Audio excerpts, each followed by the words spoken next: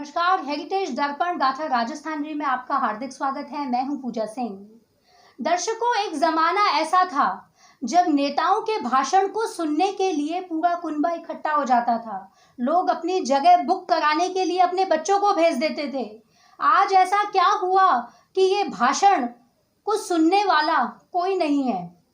लोग आते नहीं हैं। लालच देना पड़ता है लोगों को बुलाने के लिए, अलग अलग तरीके का। चलिए चर्चा करते हैं। हमारे साथ है जितेंद्र सिंह जी, वरिष्ठ पत्रकार हैं। सर, ये आज ऐसा आदर्श नहीं रहा नेता या फिर नेतागिरी, ये हमारे दर्शकों को बताइए कि ऐसी स्थिति कैसे परिवर्तित हो गई समाज में। सही कहा पूजा सिंह जी आपने। आज पहले जैसा नेताओं को भाषण सुनने का लोगों में चाव नहीं रहा। एक वो ज़माना था जब किसी नेता का भाषण होता था तो लोग दूर दूर से अपने गांठ का पैसा खर्च करके और नेताजी का भाषण सुनने के लिए चले जाते थे। कई लोग जगह रोक लेते थे अपने बच्चों को भेजकर। बड़ी चौपड़ पर जब सभा होती थी तो कई बुजुर्ग लोग घूमते घामते, सभा तो होती थी शाम को 7 बजे और 4 बजे जाकर दरियाँ बिछाना शुरू कर देते और वहाँ जगह रोक लेते थे। लेकिन आज वो ज़माना बदल गया। अब आजकल लोगों की भीड़ को किसी न किसी येन केन प्रकारेण लाना पड़ता है। आम जनता उमड़ पड़ती थी। चुनाव के दिनों में हो या विशेष मौके पर नेता आते तो पहले से ही लोग उनको सुनने के लिए एकत्रित हो जाते थे। यानी लोगों को, खासकर जनसंघ के और विपक्षी पार्टियों के जो नेता थे, उनके लच्छेदार भाषण सुनने का बड़ा चाव रहता था। उन दिनों विधानसभा का भवन बड़ी चौपड़ के नीचे सिरेडोडी बाजार में था। राजनीतिक दलों की सभा और आंदोलन का प्रमुख स्थान बड़ी चौपड़ी था। सभा मांगे मनवाने के लिए लोग, कर्मचारी, नेता, कर्मचारी या दूसरे संगठनों के लोग वहां पर तंबू लगा देते और झंडे गाड़ देते थे और आंदोलन का बिगल बजाते थे। बड़े बड़े प्रदर्शन और धरने वहां सिरेडोडी बाजार में विधानसभा के सामने हुए। लाउड स्पीकर बज जाता शाम को 6 बजे ही। 5 बजे से ही वहाँ पर लाउड स्पीकर टेस्ट करने वालों की शुरू हो जाती आवाज़, 1 2 3, हेलो टेस्टिंग 1 2 3। और फिर जब वो आवाज़ गूंजती तो लोग उधर से आने जाने वाले लोग हैं, उनको जब ये पता लगता कि आज कोई बड़े नेता का भाषण होने वाला है तो वो अपना समय पास करने के लिए और नेताजी के लच्छेदार भाषण को सुनने के लिए और ज्ञानवर्धन करने के लिए वो वहीं पर बैठ जाते थे। 50 साल पहले जनसंघ, कांग्रेस, स्वतंत्र पार्टी आदि दलों का राजस्थान में काफ़ी बड़ा दबदबा था। उस समय की सीमा नहीं थी। देर रात तक सभा चलती थी। दूसरे दिन और रात को पनवाड़ियों के यहाँ पर पार्टी की जो सभा होती थी, उस सभा के चर्चे होते थे और समर्थक आपस में चर्चा करते थे। और लेकिन आज जैसा उनमें वैमनस्य नहीं था।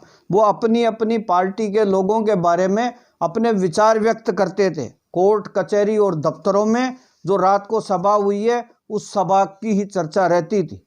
लोगों में भैरव सिंह शेखावत, सतीश चंद्र अग्रवाल के भाषण सुनने का खास चाव रहता था। सभाओं में रामकिशोर व्यास, गुलाब चंद कासलीवाल, सिद्धराज ढड्डा, सरदार अजीत सिंह सागर, उजला अरोड़ा, श्री राम गोटेवाला, गिरधारी लाल भार्गव, भंवरलाल शर्मा के भाषण होते थे। गायत्री देवी चुनाव में उतरी तो सारा जयपुर उनकी सभा को सुनने के लिए यहाँ पर आए। जवाहरलाल नेहरू भी यह जयपुर में कई बार आए। लाल बहादुर शास्त्री को सुनने के लिए छोटी चौपड़ पर हजारों लोगों की भीड़ हो गई थी। दोपहर बाद से ही लोगों ने वहां शास्त्री जी का भाषण सुनने के लिए पड़ाव डाल दिया था। इंदिरा गांधी, अटल बिहारी वाजपेयी, लाल कृष्ण आडवाणी, सरदार पटेल और जनसंघ के सतीश चंद्र अग्रवाल और भैरव सिंह शेखावत को सुनने का लोगों में विशेष चाव बना रहता था। पहले रामनिवास बाग के अल्बर्ट हॉल, रामलीला मैदान, बड़ी चौपड़, चौगान स्टेडियम पर सभाएं हुआ करती थी। स्वतंत्र पार्टी की महारानी गायत्री देवी की सभा को कोई आदमी छोड़ता नहीं था। गायत्री देवी के समर्थन में महाराजा मान सिंह जी की सभा हुई थी, जिसमें हजारों लोग उमड़ पड़े थे। 20 अक्टूबर 1945 को अल्बर्ट हॉल के पीछे जवाहरलाल नेहरू की सभा हुई। नेहरू के साथ सरोजिनी नायडू, डॉक्टर राधाकृष्णन, शेख अब्दुल्ला जयपुर आए थे। वे उस समय मोती डूंगरी रोड पर वैद लक्ष्मी राम जी के बाग में ठहरे थे। 29 मार्च 1949 को सरदार पटेल ने अल्बर्ट हॉल से हजारों लोगों को संबोधित किया था। 1962 के चुनाव में लाल बहादुर शास्त्री ने छोटी चौपड़ पर भाषण दिया। 1965 में लाल बहादुर शास्त्री के जयपुर आगमन पर उनके सम्मान में रामनिवास बाग में सभा हुई थी। बड़ी सभा थी और सभा की आयोजन समिति के सचिव थे उस समय राजस्थान के वरिष्ठ पत्रकार प्रवीण चंद छाबड़ा।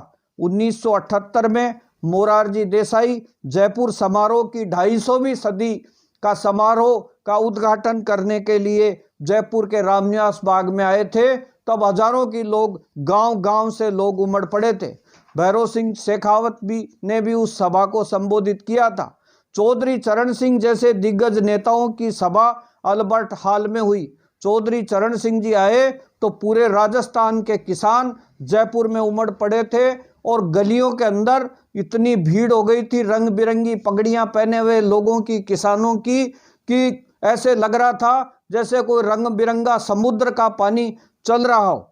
इंदिरा गांधी रात को 11 बजे पहुंची थी और इंदिरा गांधी को सुनने के लिए हजारों की तादाद में लोग कड़ाके की सर्दी में रात भर डटे रहे। इंदिरा गांधी ने उसी रात अजमेर के पटेल मैदान में भाषण दिया था और वहां पर जब तक वो जयपुर में भाषण देकर अजमेर पहुंची तब तक वहां पर हजारों लोग पूरी रात भर इंदिरा गांधी का इंतजार करते रहे। इंदिरा गांधी ने रामलीला मैदान पर हुई सभा में कांग्रेस के गठन की जानकारी दी थी। 1962 में चौगान स्टेडियम पर महाराजा मान सिंह ने पहली बार चुनाव सभा को संबोधित किया था। रामनिवास बाग में वाजपेयी की सभा में बरसात आ गई तो उनको सुनने के लिए लोगों में इतना हजूम और इतना आकर्षण था कि लोगों ने दरिया और कुर्सियां ओढ़ ली और पूरी रात भर मैदान में डटे रहे और वाजपेयी जी की सभा को सुना।